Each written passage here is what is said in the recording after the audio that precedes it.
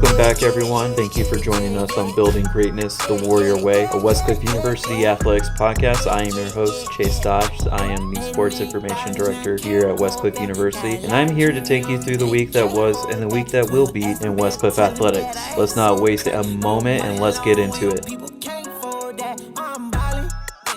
Welcome back to a very interesting episode of this podcast. I know the last couple of weeks we had an interview with one of our head coach preparing for the fall season, but I thought, hey, why not we shake things up a little bit? For this one, I will personally just be going all of our fall sports, everyone who's competing, my personal take on how well they'll do during the season, and kind of my input and my opinion. So coaches, players, if you have any problem, prove me wrong on the field at the end of the season. But this is my authentic interpretation of every sport before we're beginning. So I'm going to kick it off with women's soccer. Women's soccer, as this episode actually will air, will be having their season opener against Hope International so Thursday, the 25th at 4:30 p.m. They will be playing at the OC Great Park. Now, this initial game is a great introduction for their season. They're playing against a team that is actually on the rise in the GSAC, who is who's another conference in the NEI in kind of the western region of the U.S. Past couple years, so like 5 years ago, Hope International was kind of so-so. Now they've been getting a lot of good traction. They actually won their conference tournament a couple of years ago and stuff like that. So they've had some good movement on that squad, and this is a great introduction for our women's team to see how well they stack up against great opponents. Right now, Hope International is receiving votes for the NEI top 25 team, or top 25 for women's soccer. So this is a great introduction for them. I know in the upcoming weeks, Jack, who's our head coach for the women's soccer team, has not shied away from any competition this season before conference. On the schedule, they have the Masters, so the Mustangs, and then Westmont College. Westmont College is also going to be another important matchup for them before they get into season, because the women's soccer team at Westmont is nationally ranked. Off the top of my head, I think they're number 8 or something like that, or number 10. A very high team that will definitely test the Warriors coming into their conference season. And so far, they're going to be doing a lot better than they did last year. I know that 100%. For those of you that didn't know the history of women's soccer, their team last year was riddled with a bunch of injuries, sickness, because we're still dealing with COVID. So they were not at full strength. And then we have a new head coach who got a lot of good recruiting coming in to this new class. And so we got a good veteran presence, and we got a lot of newcomers that are definitely looking to improve the quality of women's soccer on the pitch. They were one game away from making their first ever conference tournament appearance. My hot take, my personal take, is that they will actually make it to their conference tournament with the squad they have now. How well they'll do at the CalPAC conference tournament ultimately is up to them. Being in sports information, we just don't like saying things that, because I'm a little bit superstitious, so I never give you a guarantee, but for right now, I will say that they will make their conference tournament. And we also have, we have a lot of our returners coming in. So we have from last year's squad, we have some all conference honors coming in. So we have Christine Torvaldsen, we have Albie Angersbach, and then I'm forgetting another one. It'll come to my mind. Thea Kainstrom is also returning for the team from last year's squad. So those individuals I know will have a tremendous impact for all those new Warriors on the team. letting them know of like, hey, this is how close we were to making the conference tournament, despite all the shortcomings of injuries and sickness and all that kind of deal. So those are the three that will definitely, I hope they speak up to this team of like, hey, um, this is how we can do it for this season. And also Ashley Sanchez, who is another returning captain as well, who will also be looking to help improve the quality of women's soccer for Westcliff University. Moving on to the other side, I'll be talking about men's soccer. Men's soccer has a lot of great potential. They started off very, very strong last season. They made it all the way to the conference tournament. We took home Quentin Hornon got Conference Player of the Year. We also got Defender of the Year recognition. But this year they finished. They got knocked out in the semifinals by Marymount, California, who no longer exists as a school. So that takes away one piece of competition for the men's soccer team. However, everyone else in the conference, as what I was seeing from last weekend, are very strong. All conference members who look very good this season are UC Merced, who is the reigning CalPAC tournament champion. And also, I know Embry-Riddle is going to be the ones that the Warriors are going to be looking to at the end of the season. We lost to them and tied them last season, so I know the members of the men's soccer team are looking for redemption, a little bit kind of recognition from them, from the Eagles out in Arizona. But all in all, they look to, my hot take about what's going on with them, I don't know. It's all up to them. There's a lot of new individuals on the team. Got a few veteran presence. I know Quentin Hornon, who is the men's soccer CalPAC Player of the Year, is returning, along with a few. I think Silva Mosu, who is actually a graduate student, earned all conference honors last year. He's such, I mean, just from watching him last season and this season, he's a quality player in terms of, so he plays midfield and he does everything right. I don't think I've ever seen a foul call go against him. He always seems to battle and just win every single ball that enters his zone. So the Warriors are definitely benefiting from him returning this year. Justin Devlin, who is also another standout player from last year, in my opinion, missed half the season due to injury. As long as he stays healthy, he will definitely help. He will definitely help the team in terms of his energy on the pitch, who he is as an individual. Kind of, even if he's sitting on the bench, kind of encouraging his teammates on the bench to help encourage everyone else who's out on the pitch, will definitely go a long way. Going into the men's soccer, so their preseason, both of those, they've already had 2 scrimmage matches under their belt against NCAA D2 Biola University, and then Point Loma. Now, these scrimmage matches, you're not allowed, I mean, final score is what it is, but those 2 games were definitely was great. I was talking with the team, they said that they felt good both on the field, on their connection, their communication, all that kinds of stuff.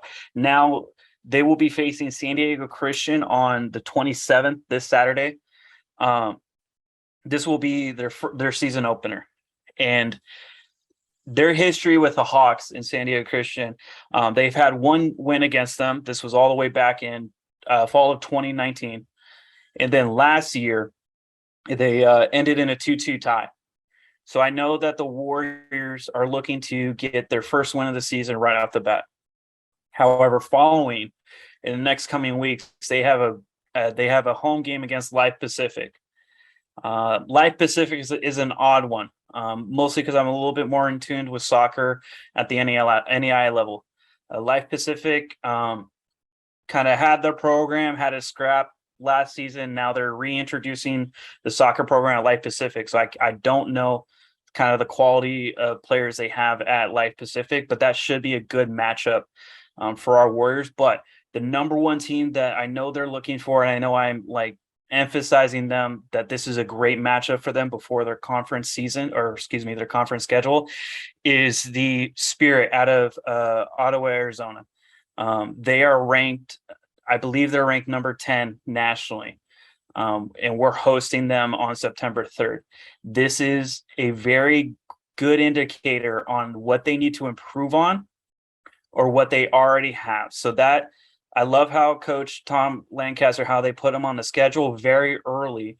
So win or loss doesn't matter. They will be having a great kind of they'll have a good takeaway regardless of the result from that match of what they need to improve on for this season. And their next big opponent, they're starting off their conference season against UC Merced. So thankfully with that OUAZ matchup, we'll definitely give the Warriors a challenge before they have the biggest one against UC Merced, who's the reigning CalPAC tournament winner. So and then after that, they have a few with La Sierra and St. Catherine. And I'll just say this for the men's soccer players who are tuning into this podcast, and I'll say this to you. And some of you guys who are freshmen, incoming transfers, so you guys know how it is. There's no such thing as an easy win. I will never go to you and say you'll definitely win this game. You have to show up every game for that full 90 minutes and get the result that you need. Also, for the fans tuning in, there was a new rule change at the collegiate level. So for the NEI, there's no longer overtime rules. And for those of you that don't know soccer, for the NEI for the past, if you ended regulation in a tie, then you go into 2 overtimes for golden goal. So whoever scores first wins the match. Now, the NEI turned away from that model to where it's just 90 minutes. And looking across the NEI, there has been, I'm going to say, an explosion of ties being recorded just within our own conference with the CalPAC. Some of them have, last weekend, there was our first weekend of actual competition with all our conference members playing preseason games. And we've had 5 ties recorded, which I don't remember it being that high last season total. So this new rule change is definitely shaking things up in terms of how teams approach a game. And basically what it means is that you guys get 90 minutes and you don't get anything later. There's no more added time. There's no more overtime. You get 90 minutes to come up with a result. So this is both men and women. You guys get 90 minutes of just pure football action to get a result. And personally, how I think the men's soccer team will end up, the goal is always to win the CalPAC championship, to go to nationals. What I hope the result we get at the end of the season is to kind of put some respect across the conference in terms of other opponents who face us, that it's not like a one-off year, that we can produce quality football every single season when they come to play Westcliff University or when we go to play them. That's what I hope that's the message I hope they send throughout the conference. Now that's just soccer. Now I'm going to go to our women's volleyball team. And our women's volleyball team last year, with the structure of the pod play, so I'm going to be honest, I was not a huge fan of the pod play. So because of COVID, all of our sports were separated into like 2 divisions, or for volleyball's case, it was actually 4, which I had issues with going into it, but we have to play the schedule as it's given to us by the conference. Now, our women's volleyball team ended their season. They had an okay season. They ended 12-13 overall. 10-8 in conference. Now, just like women's soccer, they were 1 match away of making their first appearance at a conference tournament. And so I know Coach Kenny Ma, what his vision for this season is just to improve from last year and have fun. I know he wants to improve record from last season, but also I think he wants to have um, the players to have a good time. Ultimately, I know coaches like want to win and all that kind of stuff, but if you have to win and like the morality or excuse me, the morale is kind of low on the team, then it's not really fun, especially from a student athlete perspective. So I know Coach Ma he is definitely setting up the team with success, but also to enjoy their time. And his preseason schedule um, is a lot better from last year. They're going this weekend. They have a tournament in San Antonio, Texas, participating in Our Lady of the Lake tournament, and this is a great start for their season opener. They face against the number 23 team in the nation, Sagu, and then that evening, or excuse me, that early afternoon, they will be playing Loyola, who is receiving votes in the NEI. So that is a good matchup. And then the following day, they finish the tournament against Friends, and then the tournament hosts Our Lady of the Lake. So they'll be having 4 matches in 2 days, which is an important. That's a great way to start their season. And then when they come back, their first home game is going to be Tuesday the 30th against Vanguard University. Now, that matchup is definitely going to help show Kenny and the team what they need to do to improve. Vanguard University started their season. They're very good this year compared to last. They this past weekend they reverse swept the number 9 team in the nation, and then they beat the number 10 team in the nation the following day. So they are definitely on an uphill trend, which will definitely give the Warriors a fight on Tuesday. So we'll and you're probably asking her like, hey Chase, how do you know all of these results? Well, full disclosure, my little sister is a member on the Vanguard team, and so I'm following her matches, wishing her success. But when she comes to play Westcliff, where my loyalty is like, I'm going to be talking trash. I'm going to be telling her, oh, I'm just going to be jawing from the bench. I mean, because it's my sister, and that's what big brothers do. They're supposed to give their sisters a hard time, but that will be a great indicator for the Warriors team to see how they match up against Vanguard, who is not a conference opponent, but and also, if I'm remembering correctly on top of my head, I don't think Westcliff has beaten Vanguard yet. So tune in for Tuesday, and possibly we might be seeing history being made. Looking through for conference, so they're playing a lot of good teams in conference. I know Coach Kenny and the team, they're looking for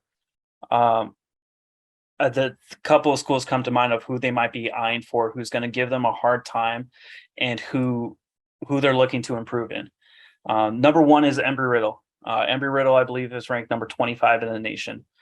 They won the CalPAC tournament last year, so that's one school that the Warriors will be looking towards. Another one is St. Catherine, who for our rivals, those matches are some of the best that the CalPAC has produced, both in terms of the intensity, quality of play by both squads, and kind of just the back and forth between the two teams.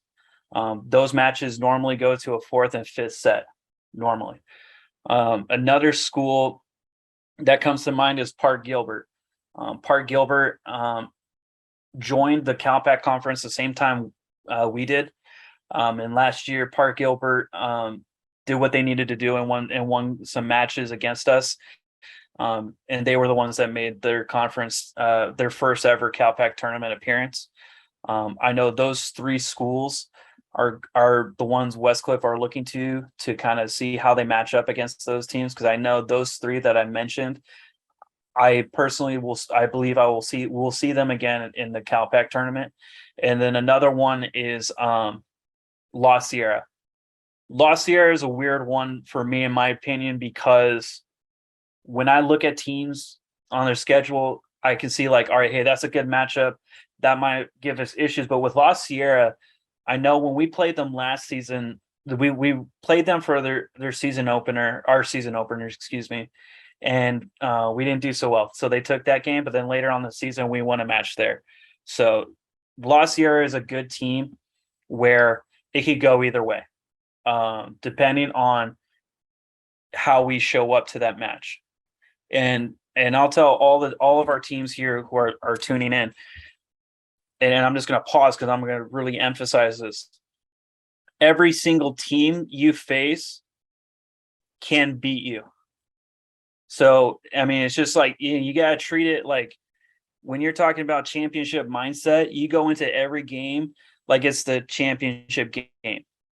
All right. There's no like after the result of that game, there's no more. Right. So that's kind of the mentality you have to go to for all these conference games.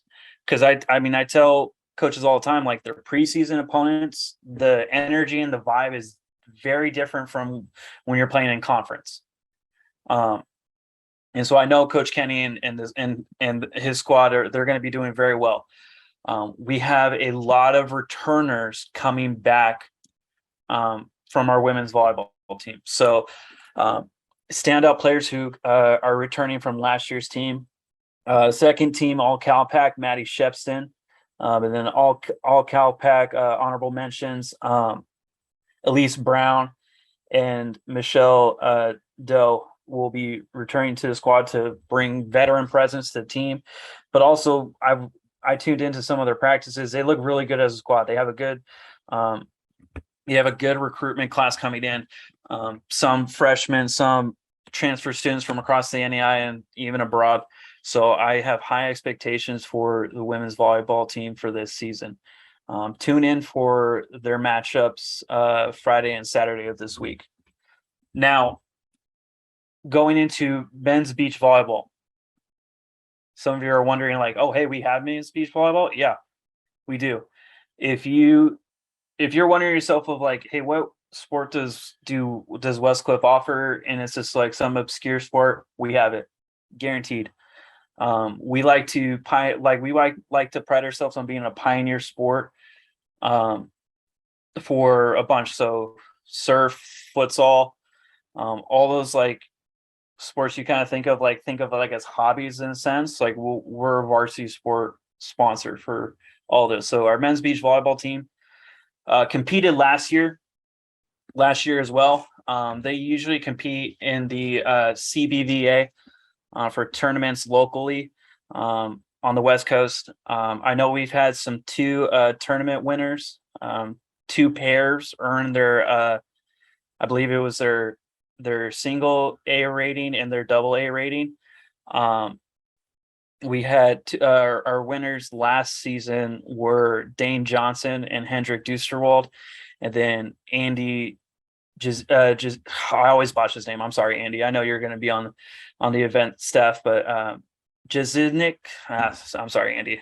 I'll make it up to you eventually. And then I'm forgetting another individual. I'm sorry. It's going to come to me. I'm sorry, folks. Oh, that's really bad. Who is it? Oh, Diogo Mata.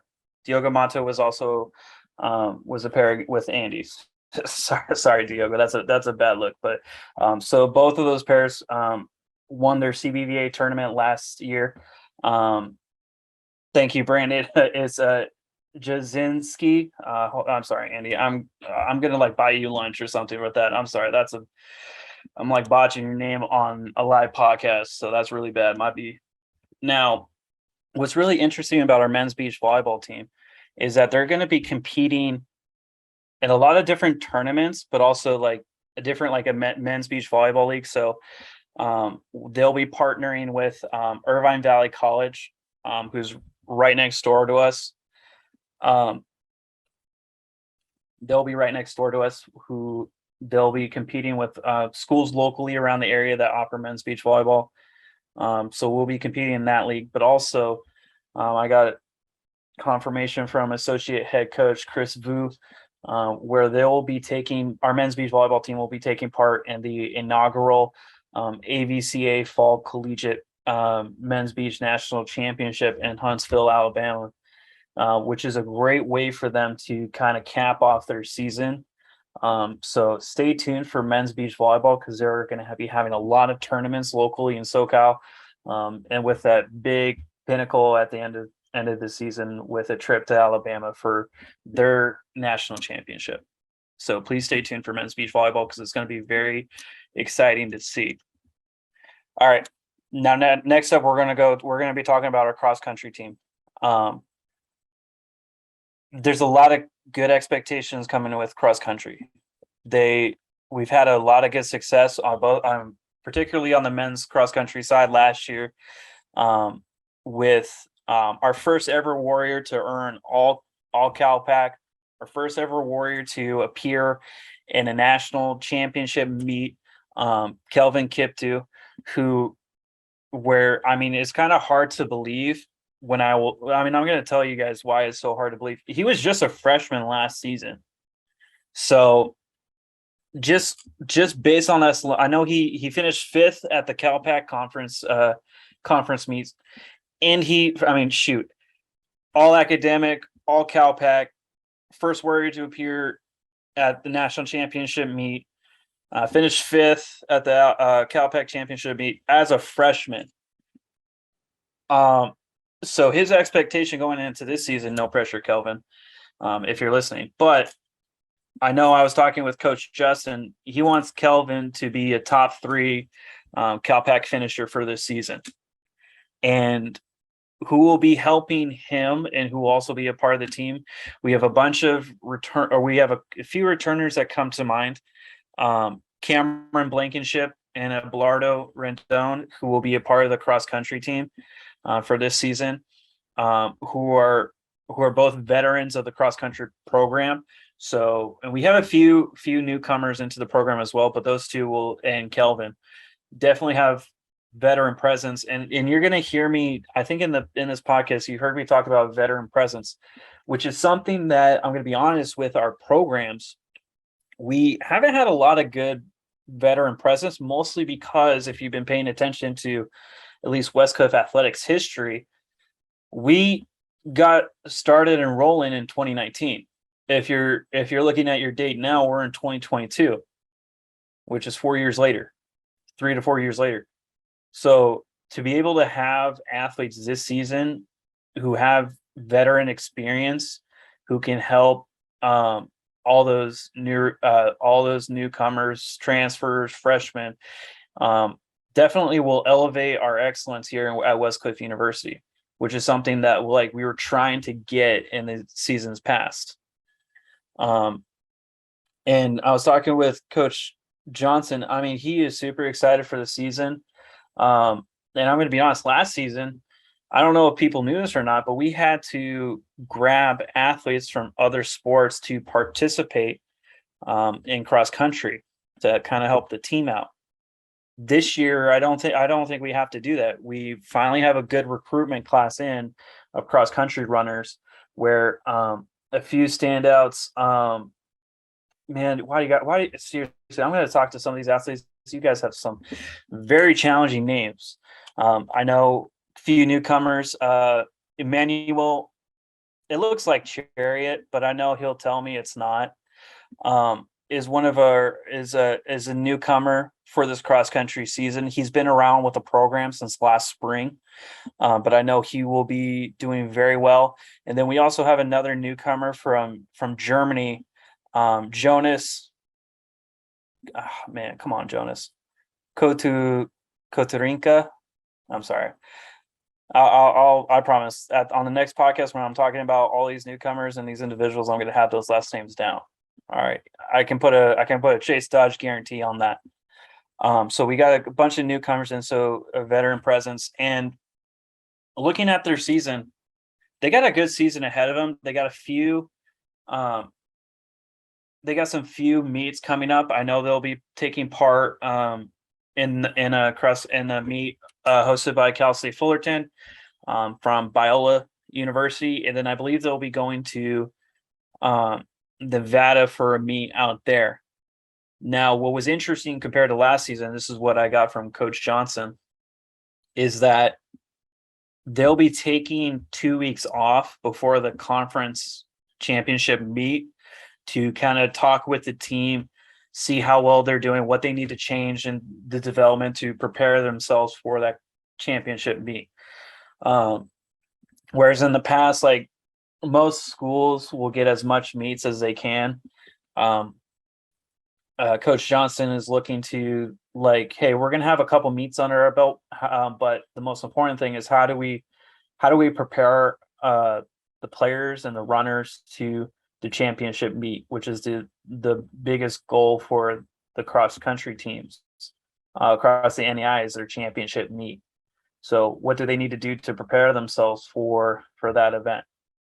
So I definitely hats off to Coach Justin Johnson and how his development of his players, and how I'm very excited to see how that shapes up. Also keeping an eye out for Kelvin Kiptu, who, on top of everything I already listed before, is also our Warrior of the Year and Male Athlete of the Year for Westcliff Athletics. He from conversations with him, how he carries himself, he is a silent leader, not very vocal, but when he performs, when he does everything right, both on the track, in the classroom, he's a natural born leader, such a great individual, definitely incorporates Westcliff's 5 C's. He will definitely elevate and help the cross country program. He's a sophomore this year. Normally these are kind of things we're talking about an upperclassman, like a junior or senior. He's already doing this. I mean, he did it as a freshman, and he's going to be doing it again as a sophomore. So we're proud of you, Kelvin.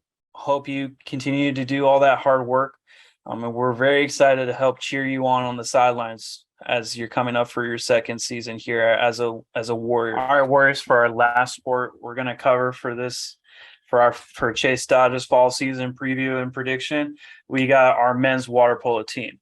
Now, full disclosure, straight off the bat, our men's water polo team has already, in my opinion, won the contest of toughest schedule here at Westcliff University. Due to the fact that for the NEI, they don't offer water polo as a championship sport. So basically what that means is there's not a lot of competition against NEI opponents that offer men's water polo. So guess who we have to turn to play for competition? We're facing D1, D2, and D3 of the NCAA. Now, what Coach Pressoff has done with the men's water polo team, they are facing the most amount of ranked opponents than any other sport so far combined. And before I get into that, because I'm going to list them off and just see how we're quote unquote calling it. We're just our men's water polo team. They're running the gauntlet because that's what it feels like. But before, we're going to talk about a few standout players who will be returning, bringing veteran presence to the team. We have some good returners coming in. Standout, we have Viche, Shalva, Patrick, Mark, and then Inigo, who were both returners from last year's squad, who have had great impact on the team last season. And then, of course, who I can't forget is our captain of this season for men's water polo, Roberto Barrera. If you don't know that name, I don't know where you've been, but Roberto was our number 1 player on the team last year. He was actually our co-captain last year. Coming back with, for those of you that don't know, Roberto comes to Westcliff University from Mexico, and just over the summer, Roberto participated in the Central American and Caribbean Swimming Federation 2022 Championship, where he earned silver medal for the Mexican national team in the final match. And talking with Roberto about his experience, how does it feel to represent his country? And he just quote, "Representing my country feels amazing. It's a different feeling than playing college because you're representing the whole country. You're representing all those kids who play water polo in Mexico and dream to be there." And Roberto is definitely an inspiration for any kid in Mexico who wants to play water polo at the collegiate and national level. Now, Roberto definitely brings veteran presence. He is our goalkeeper. I saw him practicing earlier today, and my goodness, I mean, out of all the shots taken on goal, maybe like 3 slipped by. My expectation for him this season is that he's going to definitely improve our defensive line for water polo, and they're going to have to, because here is running the gauntlet for men's water polo. I'm going to start with the NCAA Division III. They will be competing against number 1 Pomona Pitzer, number 2 Claremont Muscripps, number 3 Cal Lutheran, number 4 Whittier College, number 6 Chapman University, number 9 University of Redlands, number 10 Laverne, and that's just Division III. Some good Division II opponents that they'll be playing. They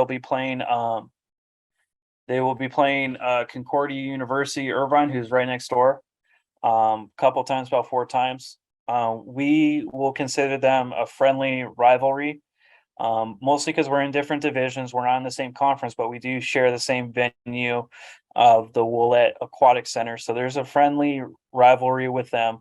But they will also, our men's water polo will also be taking on Division II Biola, who last year we beat Biola. That was actually their first win ever in program history.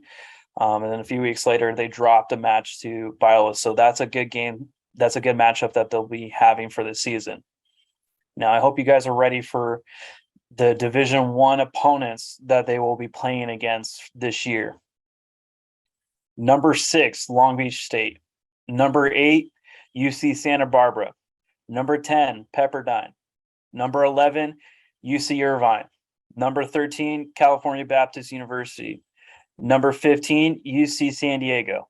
Number 18, St. Francis. And then 2 receiving votes, Air Force Academy and Santa Clara University.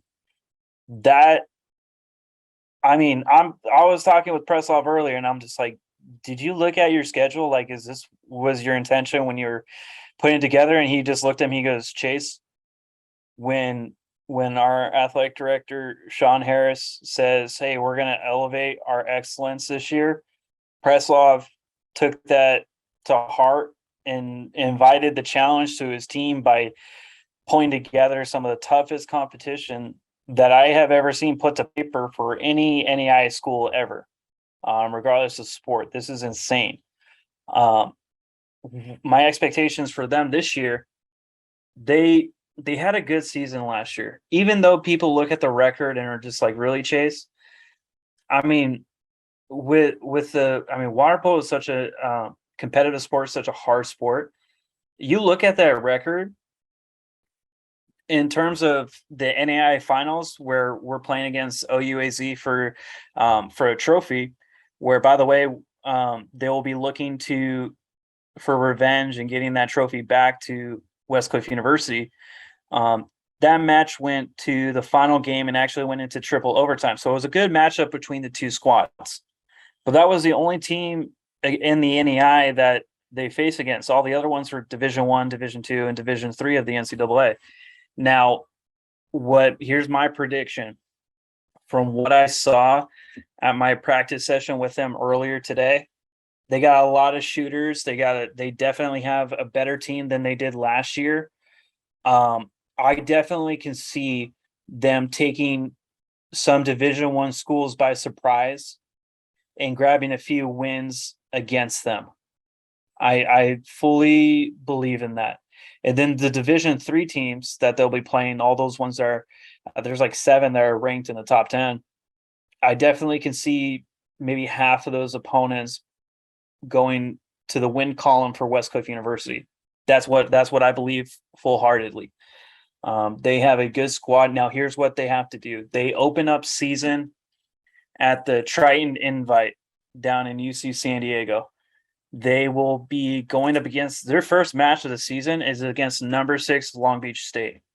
And that's a tournament structure. So they'll be playing up against different teams who are like to be announced. So I don't know who they'll be, but they're all Division I and Division II teams. Now, that is a great way to start their season because they're going to be playing a lot of those kind of that's their number. You start with number 6 Long Beach State. That's the highest ranking Division I opponent that Westcliff is going to face. That's how you start your season. I can't imagine the kind of feedback from that game you're going to get as a team. I don't care win or loss, just playing the number 6 team in the nation as your first game. I can't wait for that. I mean, I'm just at a loss for words. That is boom, hitting the ground running is why we're calling it running the gauntlet. There's no easing in. You're starting bam with the number 6 team in the nation. Preslov. Wow. That's exciting. That's some great stuff I'm looking for men's water polo team. And sorry, I got a little animated, but that's unreal to me, and I can't wait to watch them this season. Watch how these players battle adversity by running the gauntlet this season. Now that concludes our segment of our fall sports preview. Please follow us online. Keep in touch with all the games coming up. And now for our last segment of the podcast, we got 5 burning questions brought to you by our sound engineer, our audio person, Brandon Peterson, who I don't know these questions firsthand. This is going to be my first take from these questions. So let's begin, Brandon. What's question number 1 from? What do you got for me, Brandon? Heck yeah, I'm ready. What do we got? All right. First question. Which of the women's programs are most likely to win a title this year? And if you had to pick one, which team would it be? Dang it, Brandon. I thought you were gonna like ease me in. A few things comes to mind. And this is where I draw lines. I'm gonna offend some teams, but this is my honest take. I'll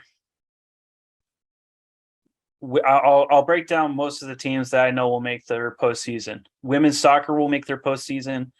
I believe our women's basketball team will make their postseason. Our softball team will make the postseason.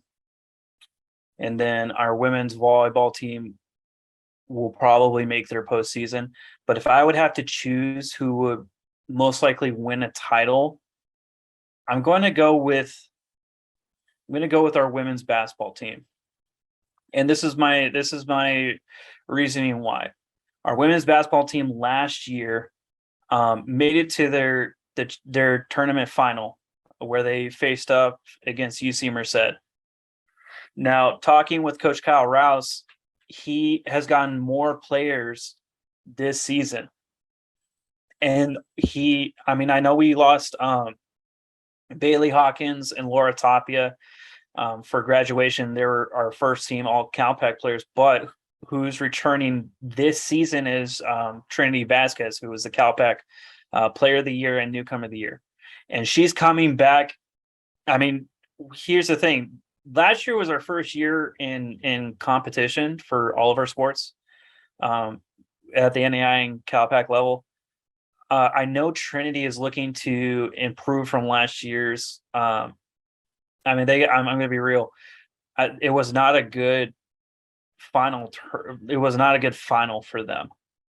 UC Merced definitely earned that victory, but I know they're going to win again because UC Merced lost their head coach. They had they lost a few returners due to graduation. We've only reloaded the team, and so I definitely can see them again in the final and definitely winning the tournament. Also, the women's basketball team has NAI national tournament experience. They face the defending national champion in last year's tournament against Westmont. We battled Westmont College. It was a good game. Westmont definitely they showed their experience and their legacy that they had as a program by beating us. However, we had that experience at the national tournament level. So I know Kyle, Trinity, a special shout out to Neha Lally, who was a role player on last year's team, had a season high in career, a career high at the NEI national tournament opening round against Westmont College. So I know I think I'm going to be honest, I think she surprised herself on how well she did at that game. So I know they're going to be bringing that in to this year's team. And another thing is, like, another critique I had with Kyle and the women's basketball team was the big three we had. So Trinity, Bailey, and Laura, they were playing 38 out of the 40 minutes of every game. Now, I'm looking at their workout videos. I'm following them on Instagram. They have a lot more depth into their roster, so I can definitely see that as an added advantage to the Warriors team. So yeah, I will pick our women's basketball team to win a title. All right, Brandon, what's our second question? Dang, that's how you start off. I'm scared for the next four, Brandon. I'm not gonna lie. Okay, second question is the same, but for the men's side. Okay. That's a hard one. I'm going to take a moment to think about this. And I got a few. Oh, it's for a title, right? Okay. I'll go with our men's water polo team. Because they'll be playing against OUAZ in the NAI finals to get that tournament back. From the practice I saw today, and by the way, they were just like doing some light work.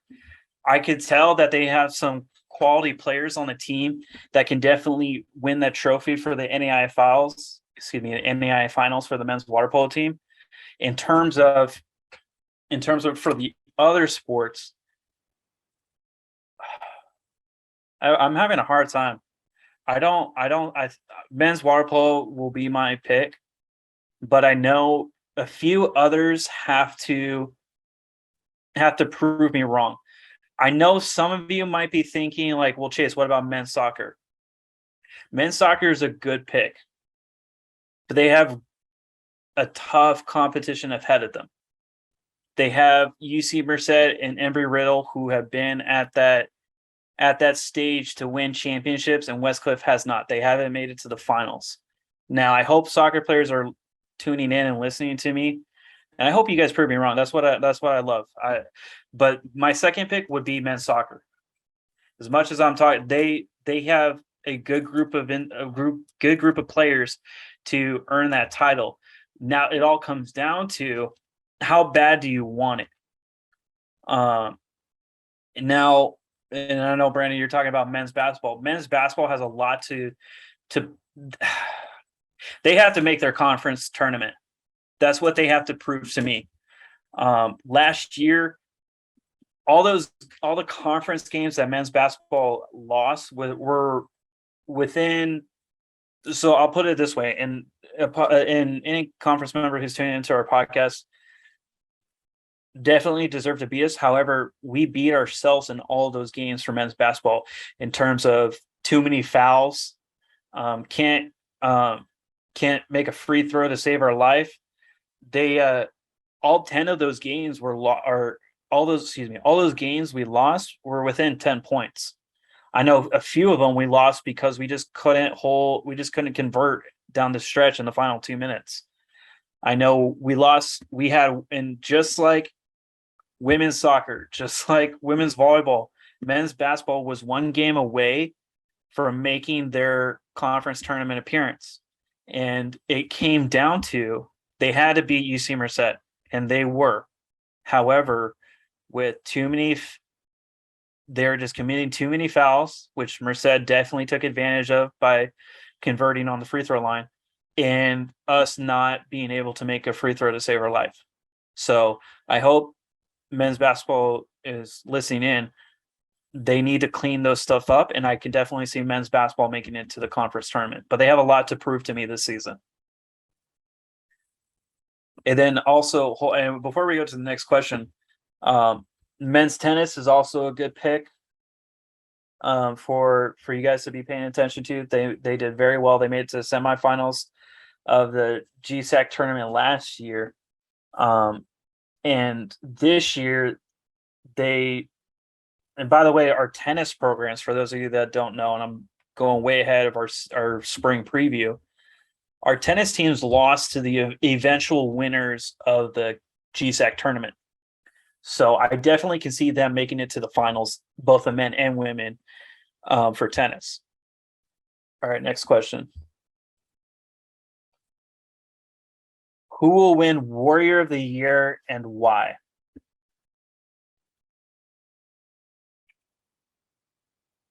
Okay.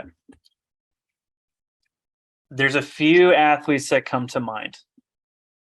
And I don't want to name names. I don't want to repeat names from last year's season. So as much as I love Kelvin, I'm not going to name him because he already won Warrior of the Year. He's already proved why he deserves it, and he definitely did. For Warrior of the Year is someone who exemplifies Westcliff's 5 C's, both on and off the field. My initial reaction for Warrior of the Year, I do not know why, but Justin Devlin of men's soccer is coming to mind, and I'll tell you why. He is an individual who is very passionate about his sport.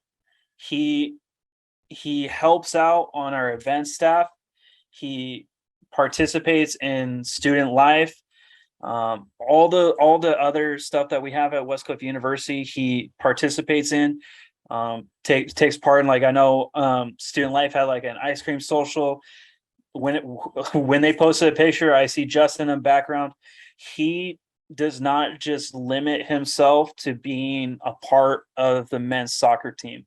He is someone who definitely will be part of everyone's community here at Westcliff.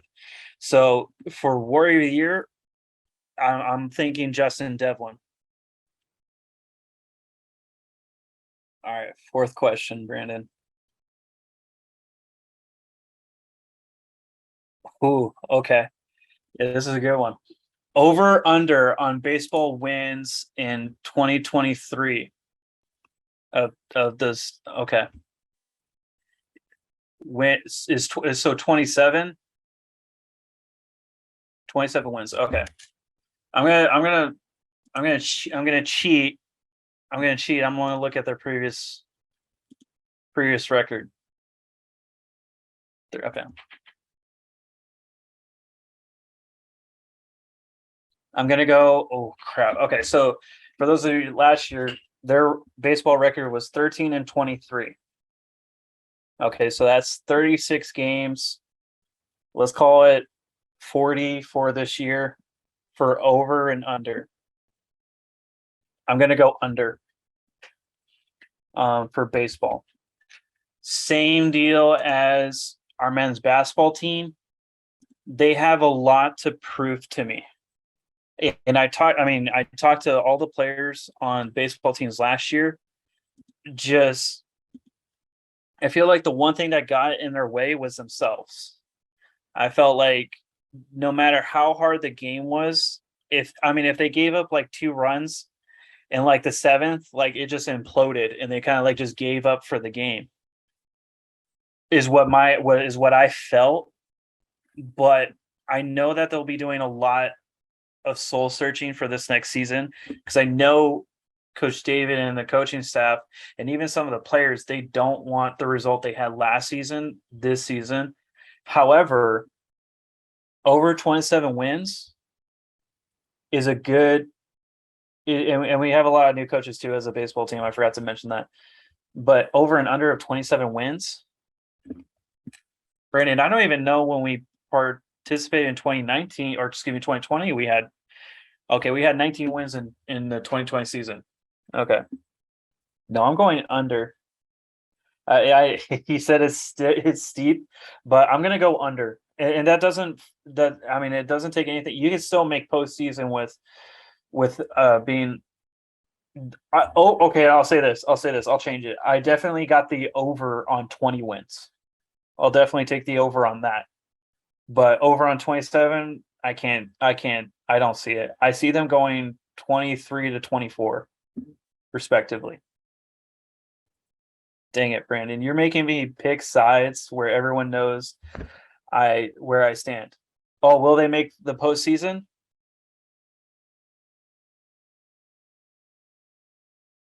Can't comment on that right now. You know what? I will. Hot take. My initial reaction is complicated. My initial reaction is yes, because when I'm talking to all the teams, they have that mentality and that goal of making postseason. Now, I know when that translates to during the season, it might be something different, but everyone's goal is to make postseason on every program. So when they have that mentality, I have that mentality of them making postseason. Now, here's where baseball has to do.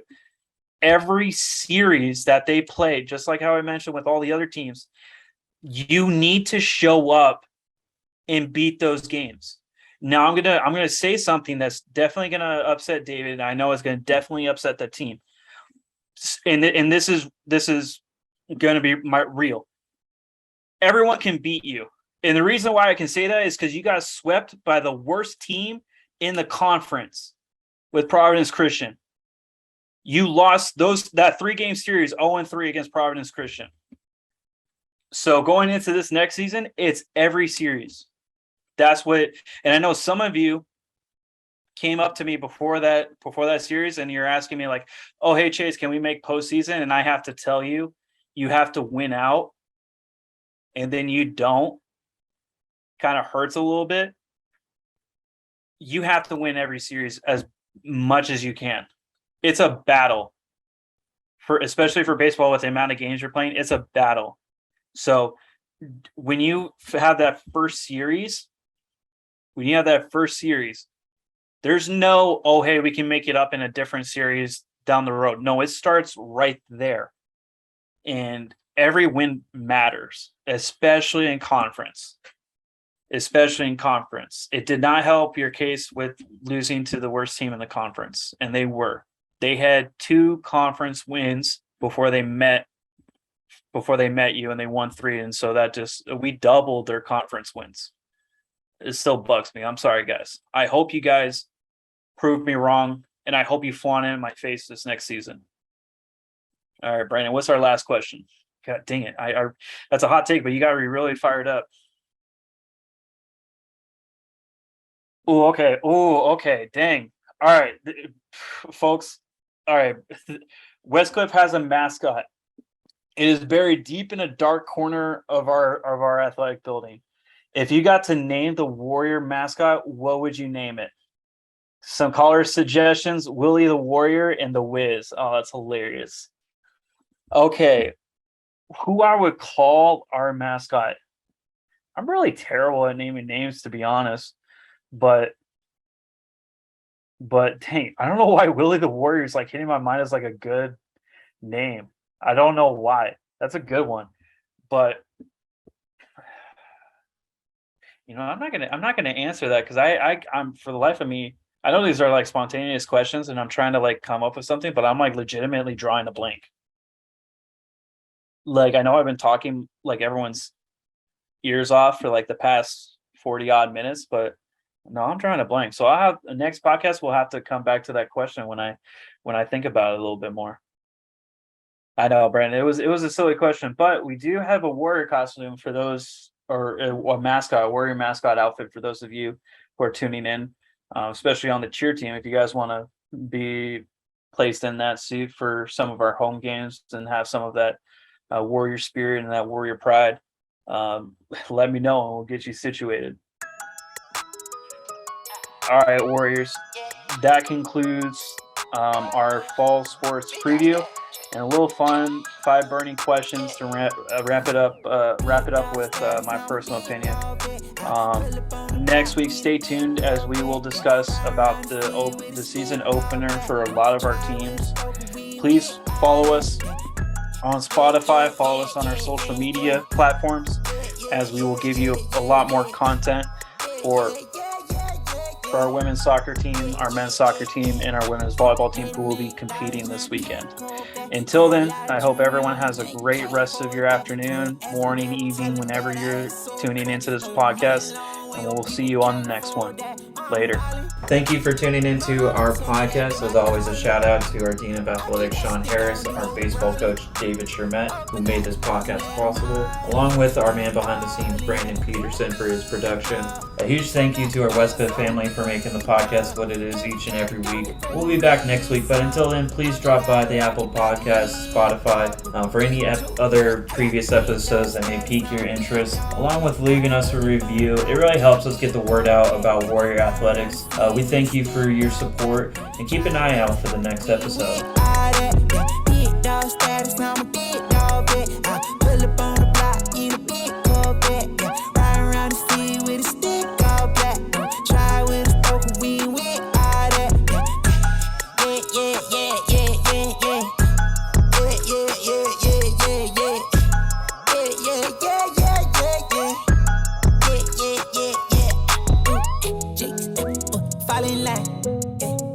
Sticks like it's Columbine, yeah. Running up the dollar signs, yeah. Ain't no hiding from them hollow cans, yeah. Bring up like the Taliban, that's my paper, don't you bother mine, yeah. Heavy paddock on me, break my wrist off, yeah. Yeah, lift off, I got big dog status, now